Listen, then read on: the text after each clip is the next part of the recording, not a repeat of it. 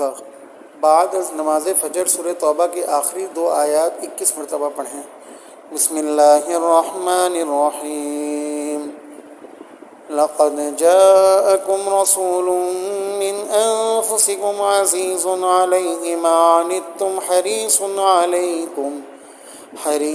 علیکم بالمؤمنین رؤوف الرحیم فَإِن تَوَلَّوْا فَقُلْ حَسْبِيَ اللَّهُ لَا إِلَٰهَ إِلَّا هُوَ عَلَيْهِ تَوَكَّلْتُ وَهُوَ رَبُّ الْعَرْشِ الْعَظِيمِ۔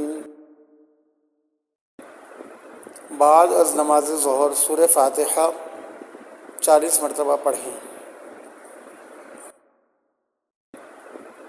بعد از نماز ظہر سورہ فاتحہ 40 مرتبہ پڑھیں۔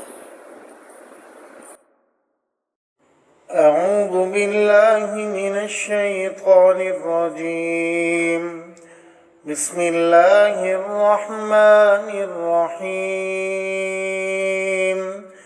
الحمد للہ رب العالمین الرحمن الرحیم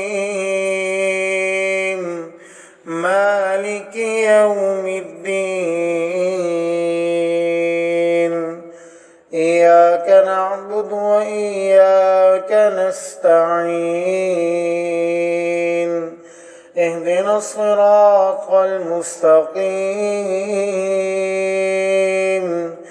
صراط الذين أنعمت عليهم غير المغضوب عليهم ولا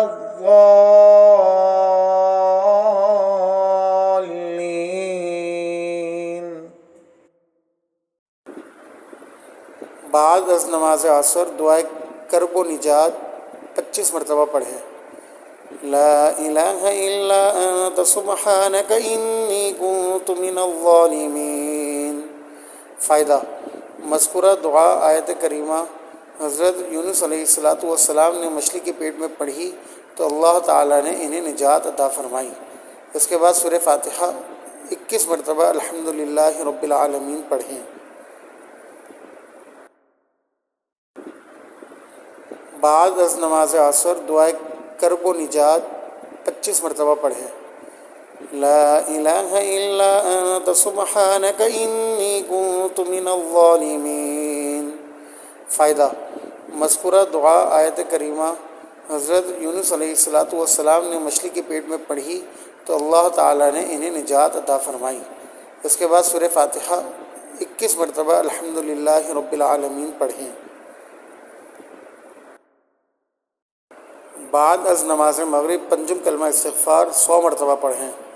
استغفر اللہ ربی من کل ذنب اذنبته عمدا او خطأ سرا او علانیہ واتوب الیہ من الذنب الذي اعلم ومن الذنب الذي لا اعلم انك انت علام الغیوب وستار العیوب وغفار الذنوب ولا حول ولا قوة إلا بالله العلي العظيم۔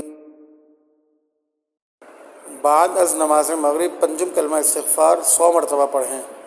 استغفر اللہ ربی من کل ذنب اذنبته عمدا او خطأ سرا او علانیہ واتوب الیہ من الذنب الذي اعلم ومن الذنب الذي لا اعلم انك انت علام الغیوب وستار العیوب وغفار الذنوب ولا حول ولا قوة الا بالله العلي العظيم۔